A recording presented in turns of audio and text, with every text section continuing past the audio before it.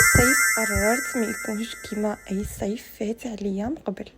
قررت نبدأ رحلة تغيير حقيقية ونشاركها معكم خطوة بخطوة باش كامل نتشجعوا. لذلك من مدة وأنا نحس باللي لازم نبدل حوايج بزاف في حياتي، من بينها طريقة عيشي، تنظيمي، وحتى ثقتي في نفسي. لذلك قررت نبدأ سلسلة جديدة في القناة، سلسلة راح نشارك فيها كامل رحلتي هذا الصيف. عندي بزاف أهداف حابة نحققهم هذا الصيف، ما حبيتش نخليهم مجرد كلام، واللي هي سلسلة الجلو أب، وهذا كتحفيز لينا كامل باش نوضو ما خلوش هذا الصيف يمر كما كل صيف فات. وأول حاجة راح نبدأ بها هي نهتم ببشرتي أكثر، نجرب ماسكات جديدة، نهتم بروحي بطريقة أحسن. لذلك درت هذا الفيديو باش كامل نتحفزو ونوضو ونشاركو سلسلة مع بعضياتنا.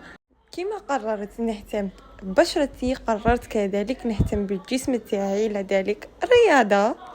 حابة كذلك نطور المحتوى ونشارك أكثر التفاصيل، لأن هاد الحاجة نبغيها بزاف. دائما قررت أني نهتم بروحي، نهتم على ذلك. راح ندير لكم سلسلة في القناة راح تكون رحلة الجلو أب، راح نبداو فيها خطوة بخطوة، من العناية بالوجه، العناية بالجسم، النجاح، خطوة النجاح في المشروع.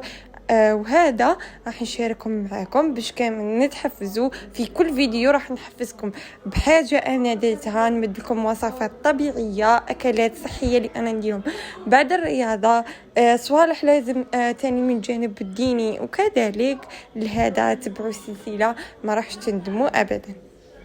مانيش عارفة كيف راح تكون النهاية، على هذا تبعوا السلسلة اللي راح نشاركها معاكم، ونوضو كامل نديرو الجلو اب تاعنا هذا الصيف، ما خلوهش يفوت كيما راح في الفراغ بين رقاد. وكامل راح نتعلموا صوالح جديد، على ذلك ما تنساوش ديروا ابوني في القناة وتبعوا السلسلة اللي راح جايه ان شاء الله.